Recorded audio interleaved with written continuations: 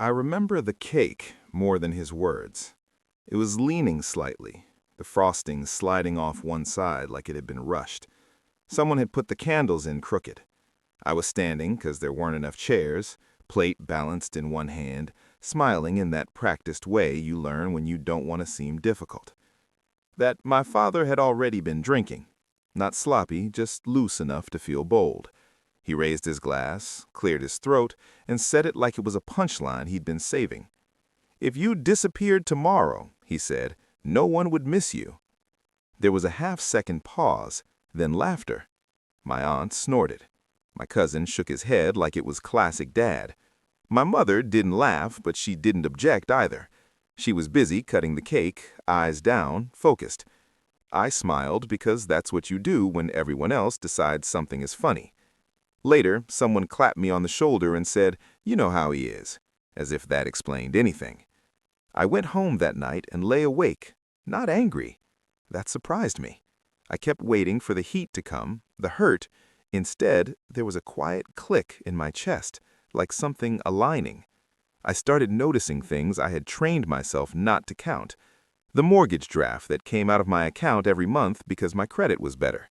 The electric bill in my name because I had handled it once and it stuck. The groceries I paid for because I worked closer to the store. The internet because I needed it for work anyway. I wasn't thanked. I was expected. When I came home late, no one asked how my day was. When I came home early, someone asked if I could pick something up. When I mentioned being tired, my father said, "That's life," like I was being dramatic. I tried once to pull back, just a little. I said, "I might move out soon." My mother frowned. "Why would you do that? This works." That was the word, works. So I didn't argue. I didn't announce anything. I didn't threaten or demand respect. I just stopped holding the structure up. The first thing I did was open a new account at a different bank. Then I changed my direct deposit. Then I canceled the automatic payments one by one. That slowly enough that it didn't set off alarms. Mortgage, utilities, internet. I forwarded my mail. I found a small apartment across town. Nothing special, quiet. I moved my things over 3 weekends, a backpack and a few boxes at a time. No dramatic exit, no slammed doors. The night I left for good, no one noticed.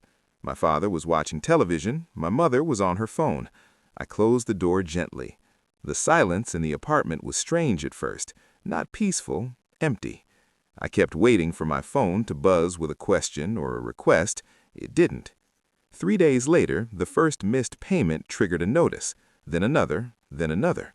The calls didn't come to me, they went to the house. I know because my phone started lighting up after that. Missed calls at first, then texts. "Did you change something? If the bank says the payment bounced, call me." I didn't respond. When the utility company sent a shut-off warning, my father drove to my work. He stood in the lobby, red-faced, asking the receptionist where I was, like I was a delinquent employee. My manager called me into her office, concerned. I explained calmly that it was a personal matter and that he wasn't authorized to discuss my finances. She nodded, professional, and asked security to escort him out. That was the first time authority entered the story. The second was when the mortgage company sent formal notice. The house wasn't in foreclosure yet, but the language was clear. Consequences were no longer theoretical. That night, my mother left me a voicemail. Her voice was different, tight, controlled. "We don't understand why you're doing this," she said. "If you're upset, we can talk, but this is extreme." Extreme? As if I'd burn the place down instead of stepping away. My father texted later, short, angry. "You think you're teaching us a lesson? You're being selfish." I listened to the messages once, then I archived them. Weeks passed.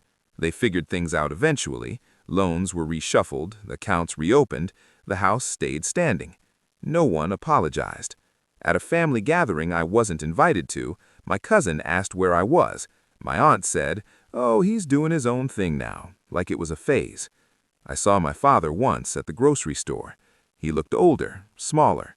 He didn't say anything, neither did I. Sometimes I wonder if he remembers the joke, if he remembers how easily everyone laughed. Maybe he does, maybe he doesn't. What I know is this: Disappearing didn't make them miss me. It made them notice the absence of what I provided.